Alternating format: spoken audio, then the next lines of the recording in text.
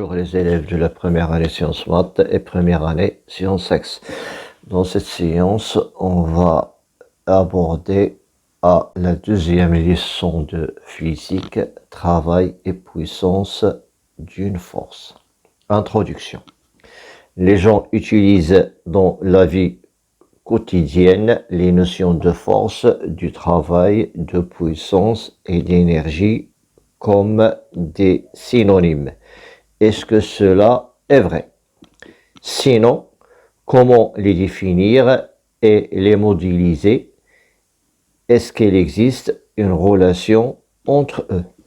Donc, on va faire un petit rappel, les effets mécaniques d'une force sur un corps solide. On associe à tout effet mécanique une grandeur physique qui est la force représentée par un vecteur force F. Rappelez la classification des forces. Donc, pour la classification des forces, on a des forces de contact qui sont soit réparties, soit localisées, et des forces à distance qui sont toujours des forces qui sont réparties. Donc, on a les forces de contact réparties ou localisées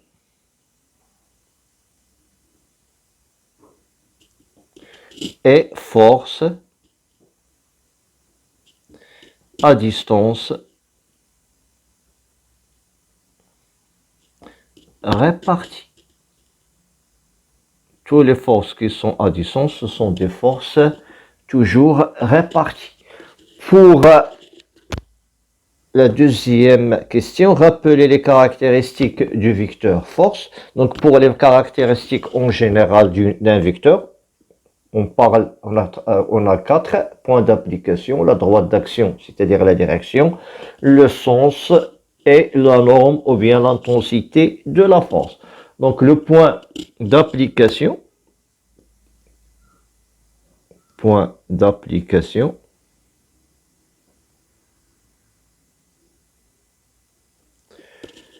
où s'effectue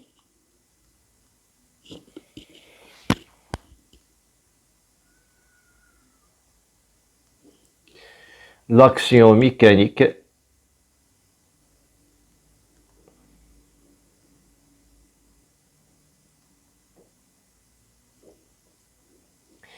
si elle est localisée.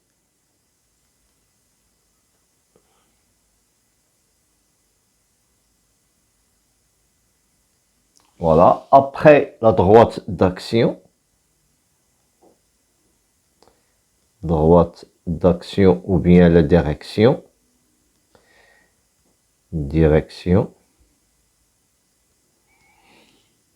c'est la droite passant,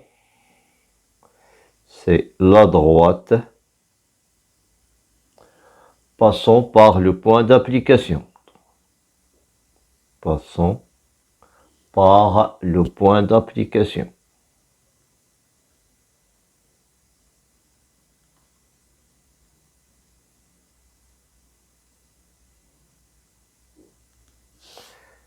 On passera à la troisième caractéristique, le sens, celui du mouvement, ou bien celui du mouvement, c'est-à-dire de la force F, du vecteur force F. La norme, ou bien l'intensité de la force, ou bien le module, intensité de la force, se mesure par un dynamomètre,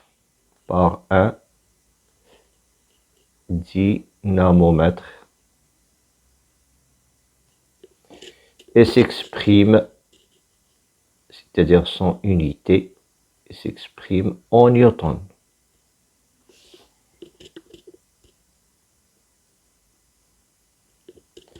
Deux symboles grand N, deux symboles N. Voilà. Qu'est-ce qu'une force qui est constante? Donc, on dit qu'une force est constante s'il garde toutes ses caractéristiques au cours du temps. C'est-à-dire s'il garde le même sens, la même intensité, même direction et même module. Donc, une force est dite constante. Une force est dite constante si son intensité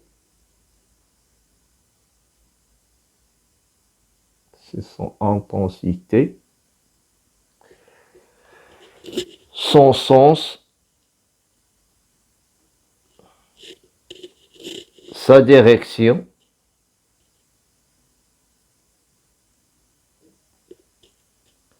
ne varie pas au cours du temps. Ne varie pas au cours du temps. C'est-à-dire, elle reste constante au cours du temps. Si ces caractéristiques restent constantes au cours du temps, donc F, le vecteur F est égal à une constante. Après, on passera à l'activité documentaire 1. Donc, dans cette activité, observez ci-dessous et dire quels sont les effets ou les changements causés par les forces exercées sur chacun des systèmes. Balle de tennis, sur la balle de tennis, sur la porte, sur le ballon, la pomme et la valise. Voilà les effets des forces exercées. Voilà les effets des forces exercées sur chacun des corps solides illustrés ci-dessus, c'est-à-dire en haut, ci-dessus. Donc, pour la valise. Donc, la valise se déplace, comme vous voyez, la valise se déplace sous l'action du voyageur. La valise se déplace sous l'action du voyageur.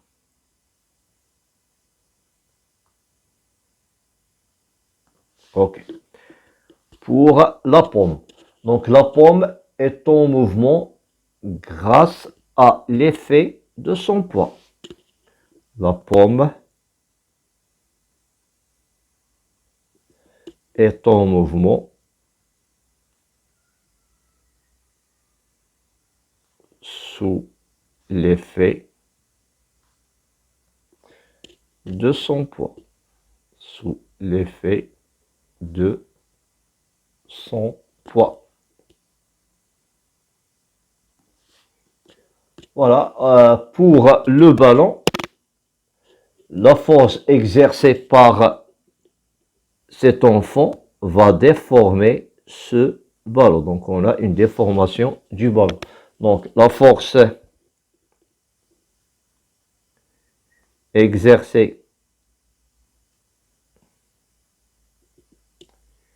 par l'enfant déforme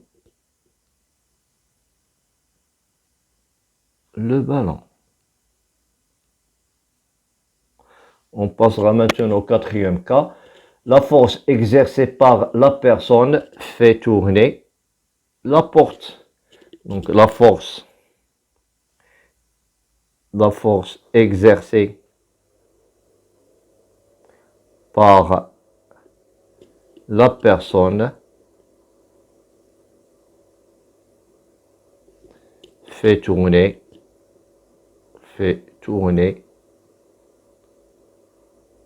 la porte. Le dernier exemple, le mouvement de la balle de tennis est inversé sous l'effet de la raquette. Donc cette raquette va inverser le mouvement de cette balle de tennis. Donc le mouvement de la balle de tennis est inversé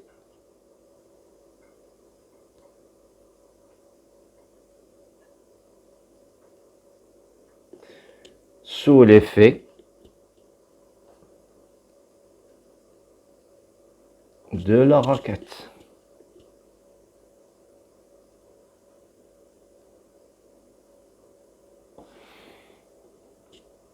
OK. Maintenant, on passera à la conclusion. Donc la conclusion, d'après ces observations.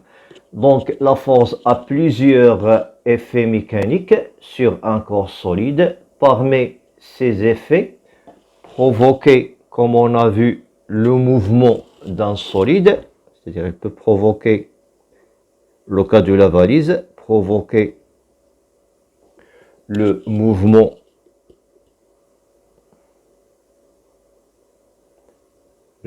d'un solide.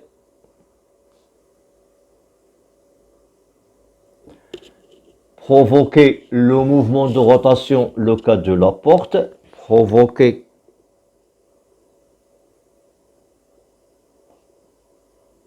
le mouvement de rotation d'un corps solide,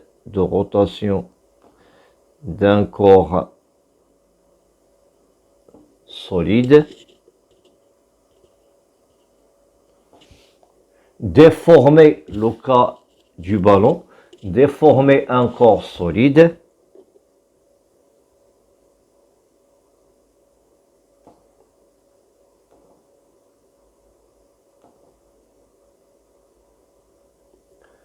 modifier la trajectoire, le cas de la raquette, modifier la trajectoire d'un solide.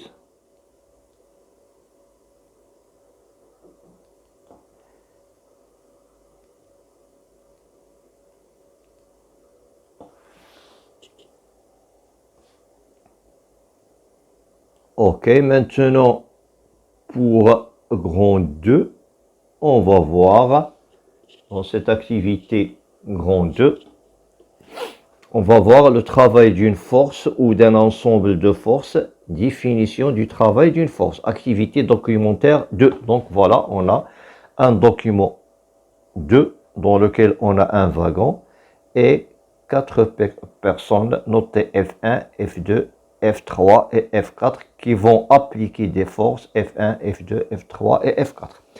Voilà, 4 personnes notées F1 à F4 tentent de déplacer un wagon vers la droite. Le wagon parcourt effectivement la distance AB. Voilà, on a la distance AB. On entend les phrases suivantes par ces hommes F1, F2, F3. Je résiste. Je contribue comme je peux. C'est moi le meilleur. Je ne sers à rien. Attribuez à chacun des personnages la phrase qu'il prononce. Donc pour cela, on va répondre à ces questions-là, de quel facteur dépend l'efficacité de la force qui agit sur le mouvement du wagon. Donc l'efficacité de la force dépend de la direction, c'est-à-dire la droite d'action, de la trajectoire. Donc l'efficacité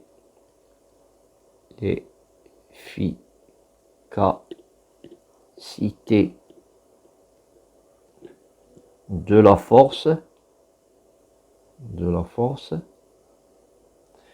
dépend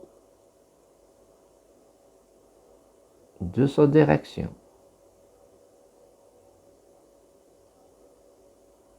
C'est-à-dire l'efficacité pour faire déplacer le wagon, elle dépend de la direction de la force. On a ici, comme vous voyez, plusieurs forces. C'est-à-dire sa direction, c'est-à-dire sa droite d'action. Par rapport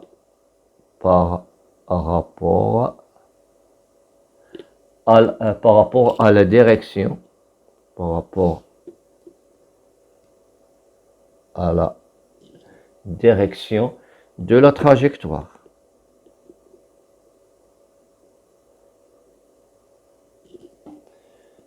C'est-à-dire son sens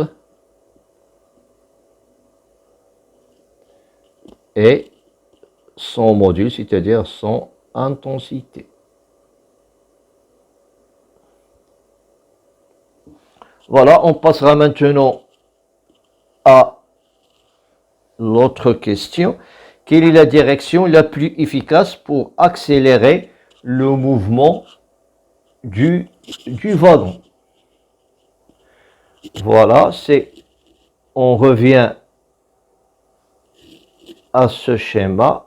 La direction la plus efficace pour déplacer le ballon, c'est celle de F1, comme vous voyez. C'est ça la direction qui est la plus efficace.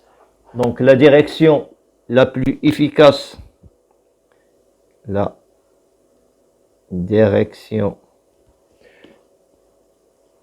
la plus efficace pour accélérer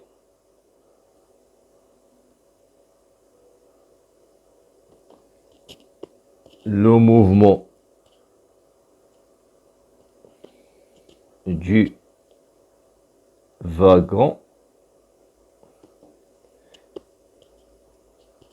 c'est la direction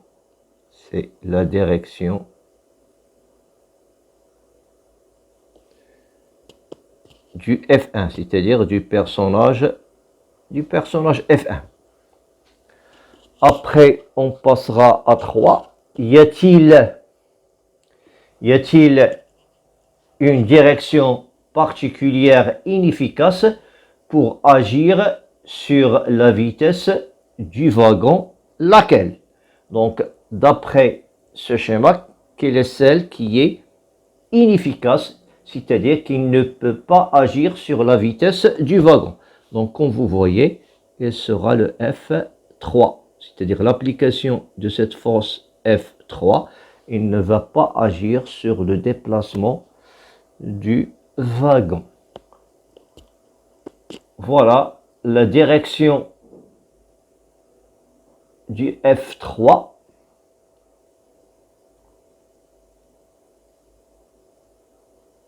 La direction de F3 est inefficace, c'est-à-dire le contraire de efficace, inefficace, pour agir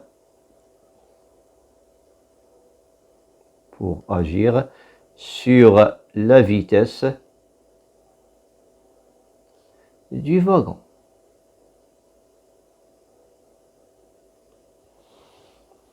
Ok, on passera maintenant à la quatrième question. Y a-t-il une des directions qui freinent le mouvement du wagon. Laquelle? Voilà, on passera toujours, on va voir sur le schéma. Laquelle il va freiner le wagon. Donc, comme vous voyez, c'est le F4. C'est le F4 qui va freiner le personnage F4. Son action va freiner le wagon. Donc, la direction de F4, la direction de F4 freine le mouvement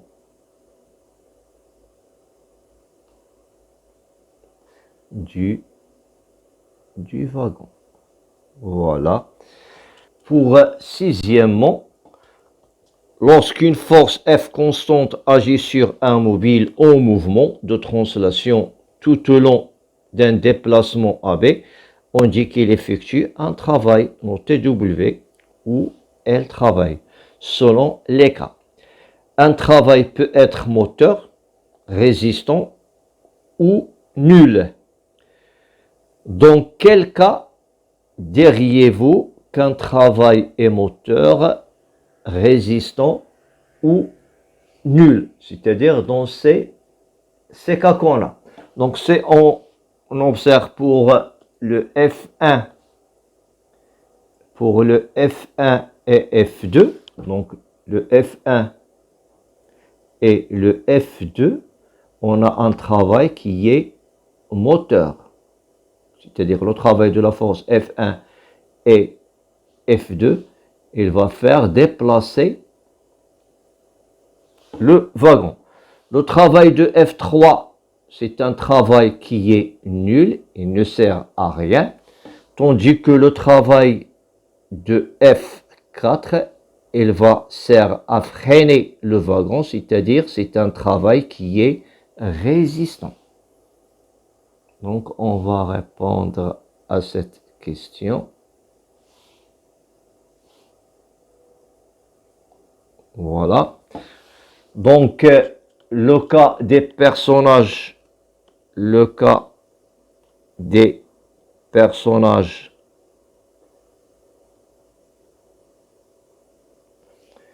F1 et F2, on a un travail moteur, c'est-à-dire il sert à déplacer le wagon. Le cas du personnage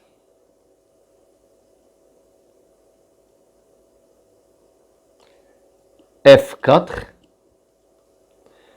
on a un travail résistant parce qu'il va servir à freiner le wagon. Tandis que le cas du personnage F3, on a un travail qui est nul.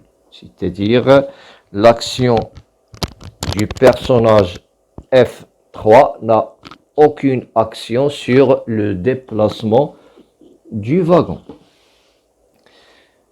Septièmement, voilà, on désigne par l'angle alpha entre le vecteur force et la direction du déplacement, c'est-à-dire entre le vecteur force et la direction de déplacement. Voilà, pour F1, l'angle alpha est égal à 0. Pour F2, l'angle alpha, c'est là. Pour F3, est égal à pi sur 2. Pour F4, on a cet angle alpha. Voilà, on continue.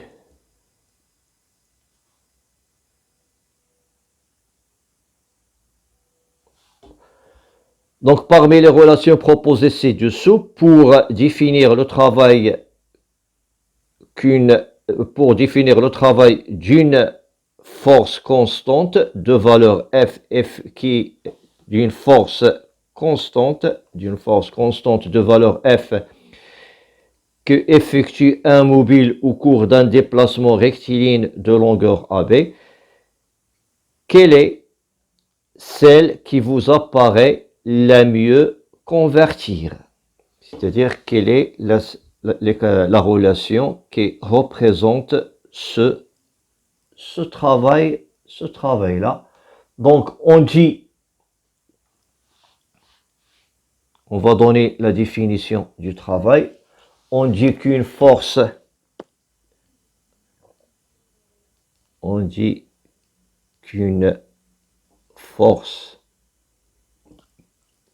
travaille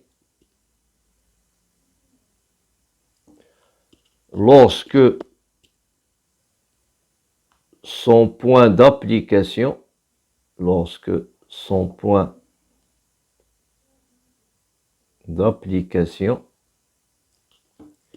se déplace. Le travail se déplace. Le travail d'une force F constante,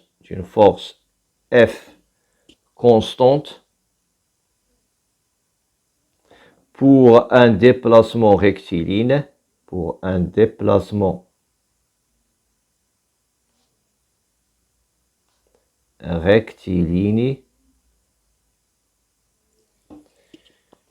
AB est défini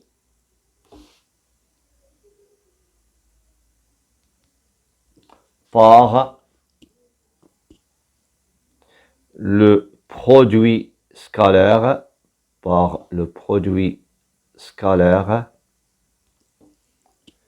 de F, du vecteur F, par le vecteur AB. On écrit le travail de F, le travail d'une force du vecteur F pour se déplacer d'un point A à un point B, c'est-à-dire pour que le point d'application de la force F se déplace de A vers B, est égal le produit scalaire du vecteur F, scalaire le vecteur AB. Donc, on va effectuer ce produit scalaire comme ce que vous avez vu l'année dernière. Donc, le produit scalaire d'une force F, de la force F, pour que son point d'application se déplace de A vers B, il sera égal à la norme de F, donc la définition, fois la norme du vecteur AB, fois le cosinus de l'angle qui va exister entre le vecteur F et le vecteur AB.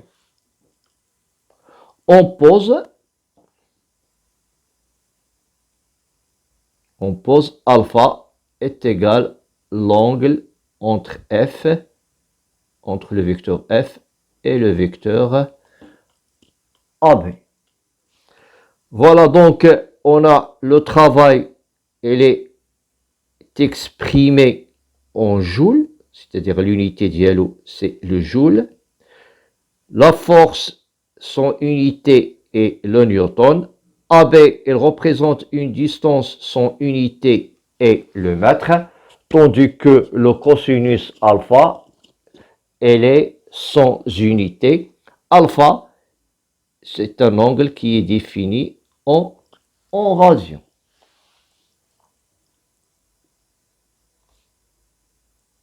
Maintenant, on va définir qu'est-ce qu'un joule. Donc, pour définir le joule,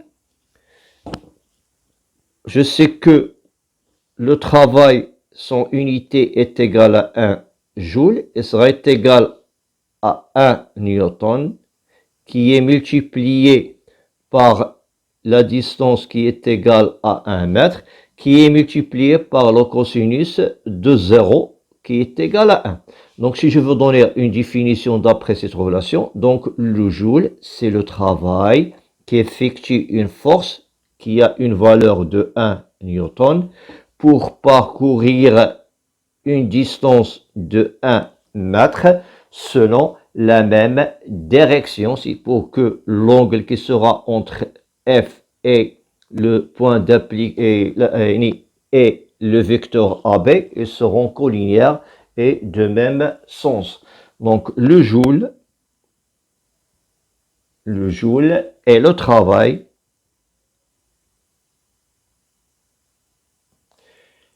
d'une force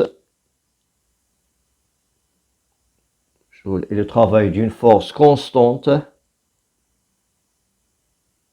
d'intensité 1 newton,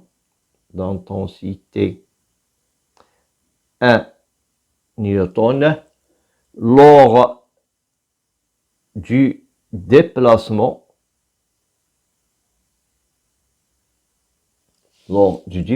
de son point d'application,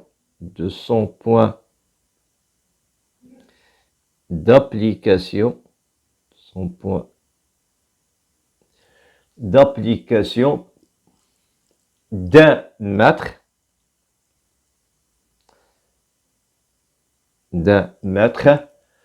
selon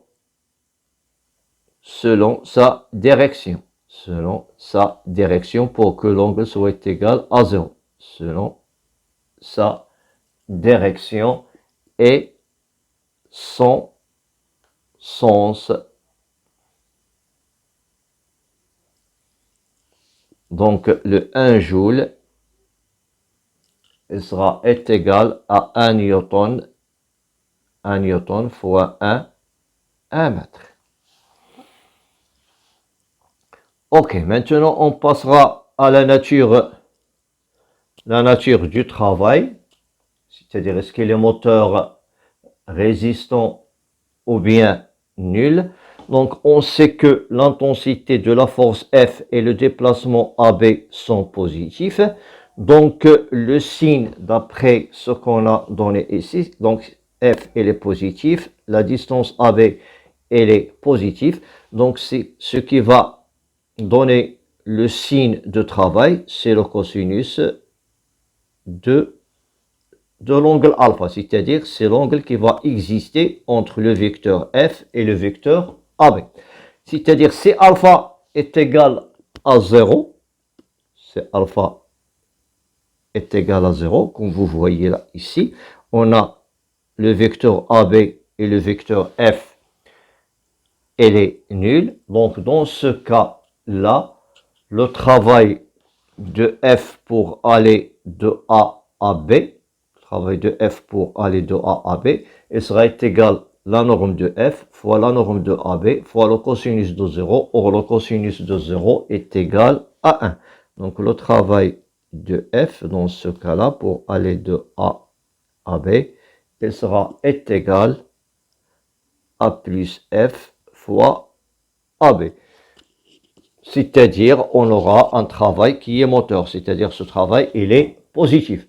Dans le deuxième cas, lorsque cet angle alpha, il se trouve entre moins pi sur 2 et pi sur 2, moins pi sur 2, ici on a l'angle alpha pi sur 2, c'est-à-dire si je travaille dans un cercle trigonométrique, c'est-à-dire si l'angle se trouve dans ce domaine-là, donc dans ce domaine-là, on aura un cosinus qui est toujours positif. Donc on aura le travail de F pour aller de A à B, il sera égal à F fois AB fois le cosinus de alpha. En physique, j'ai pas besoin de faire les deux barres. Donc si j'écris F, alors ça veut dire que je parle de la norme. Voilà, donc le cosinus il est positif si alpha il est comprise entre moins pi sur 2 et plus pi sur 2. Donc ce travail il est positif. Si le travail est positif, on parle d'un travail qui est moteur. On aura un travail moteur. Deuxième ici, si alpha est égal à pi sur 2, si alpha est égal à pi sur 2, le travail de F, de la force F pour aller de A à B, comme ce qu'on a vu dans le cas Dans ce cas-là, lorsque l'action est perpendiculaire, de F3 n'a aucune action.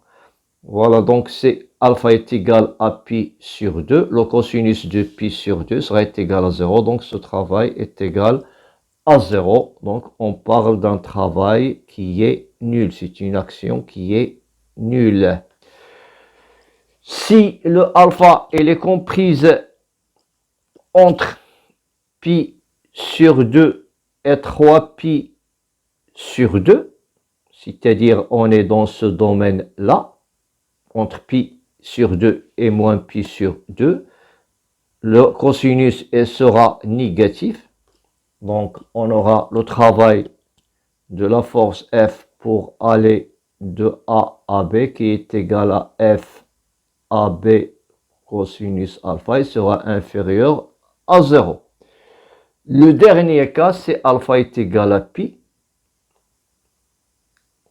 On aura le travail de F, et sera égal à la norme de F, qui est égal à F, est égal à la norme de AB, qui est égal à AB, fois le cosinus de pi. Or, le cosinus de pi est égal à moins 1, c'est-à-dire est égal à moins FAB. Donc, on parle d'un travail qui est résistant. Donc, on aura un travail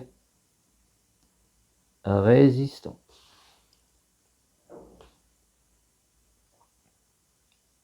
Donc, on va faire une remarque. On a ici une remarque. Si le point C est une position d'un corps soumis à une force constante pendant son déplacement de A vers B, c'est-à-dire on a un point C qui est intermédiaire entre les points A et le point B, je peux écrire que le travail de F pour aller de A vers B est égal au travail de F pour aller de A vers C plus le travail de F pour aller de C vers B. Donc, on arrête cette partie